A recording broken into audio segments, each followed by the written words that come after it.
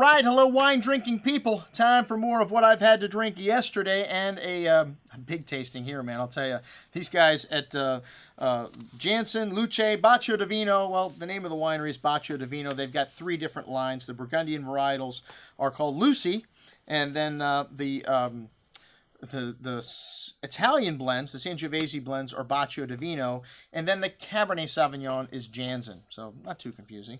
Anyways, the Lucie Chardonnay from Dutton Ranch. This wine's from Dutton Hill, and it's made with a non-mallow style, 10 months in the barrel. Kirk Vange is a consulting winemaker here. This wine's got a good amount of rich, ripe tropical fruit, a hint of lightly toasted oak spice. They only make 5,000 cases total. 50% of that is in one wine, and this wine they only make 5 to 6 barrels of. Very bright and focused wine with a good amount of freshness, ripe tree fruit, smooth and creamy texture with a nice touch of lightly toasted oak spice lingering through the finish. Excellent juice at $57. All right, the Lucie Pinot Noir from Dutton Ranch as a single vineyard here, made from the Widow's Vineyard, and they purchased 20% of the fruit here from this vineyard, and Dumal buys the rest, and Dumal charges probably twice as much for their Pinot made from this one. But this wine's got a hearty bouquet here, lots of cherry and raspberry fruit, some brown spice, some toffee, some earthy notes.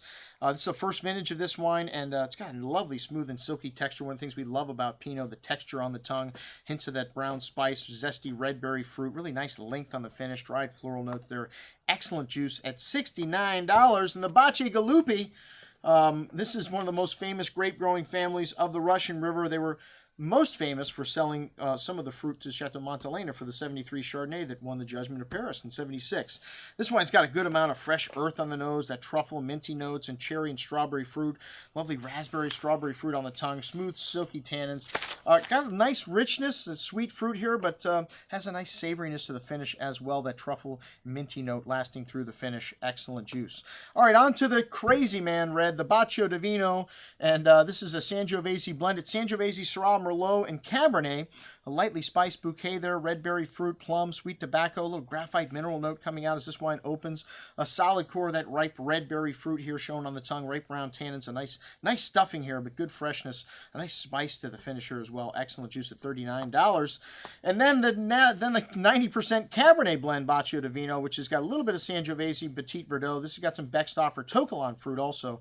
This one's got a really distinct earthy character to the nose, tobacco spice, wild strawberry coulis-like fruit here. Really sweet and rich on the palate, that red and black fruit showing. Nice tobacco spice and violet floral notes, peppery spice at the end. Some dry tannins on the finish. These 2013s need a little bit of time. At $105, a very ambitious price, but excellent juice nonetheless. The Janzen Cabernet Sauvignon. Up next, we had 4 different Cabernets. The Cloudy Bay, the Beckstoffer, the Missouri Hopper, and the Beckstoffer Tokalon. This is just the Napa, and it's a base of George III. And some of the wine juice also comes off of their estate in Howell Mountain. They just started this line in 2004. Their first vintage overall, Bacio Divino, was 1993, so they've been around for a little while. But this wine's got a beautiful nose, dark currants, cassis, dark earth, spice, really big. This wine needs some time to open up. Much better, shown much better on the second day. A little smoky, meaty note coming out. More serious version of the 2012, and a lot of tannins here, but man, a lot of fruit also. This is a monstrous wine, but everything in proportion. This wine needs time. Like I said, even better on the second day. If you're going to open these Janzen 2013s, open them up the day before you're going to drink them. The Cloudy Bay Cabernet, even bigger. This is the best corner of the estate vineyard. Lots of rocks here, and this one's got a big nose, dark cherry, dark currants, espresso, dark chocolate, rocky, kind of minerally, gravelly notes. This wine also big and chewy, liqueur-like richness, lots of dark berry fruit, a host of earth and spice on the nose, big tannins, showing much better on the second day. Just like this Missouri Hopper, I went... He says, yeah, everybody does that, man. It just dries your mouth out completely, man. World's End and Alpha Omega have used the fruit here from this vineyard as well. It's right next to Brick's Restaurant, and this wine's got a good amount of dark berry fruit, bitter chocolate, fresh loamy earth. Really nice complexity here on the nose. Big and chewy wine on the palate. Just a little monster here. A lot of tannins, and big but still balanced. but this wine needs time. It's got that bitter chocolate, espresso, graphite minerality coming out at the end. Most excellent juice.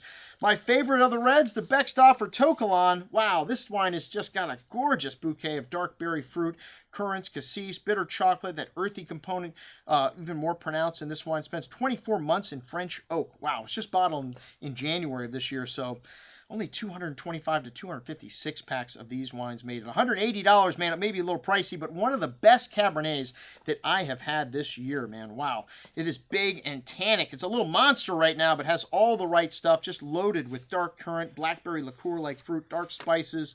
And like I said, on the second day, man, this wine, just awesome. I would love to try it in 10 years from now. Killer juice, one of the best Cabernets that I have had this year. That's what we had to drink with our friends from Bacio, Divino, Janzen, and Lucie. I'm your host, Andrew Lamposoni, signing off for the Wine Watch, saying, remember, always drink the good stuff first.